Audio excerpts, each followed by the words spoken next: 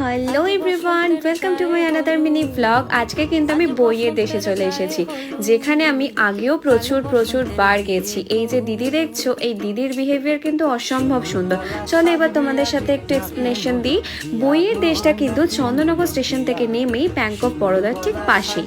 আর এই নামটার সাথে কিন্তু পারফেক্ট হচ্ছে জায়গাটা। যারা যারা বইপ্রেমী আছো, এখনো পর্যন্ত ভিজিট করোনি, আমি একবার রিকোয়েস্ট করব অবশ্যই ভিজিট করে আসো।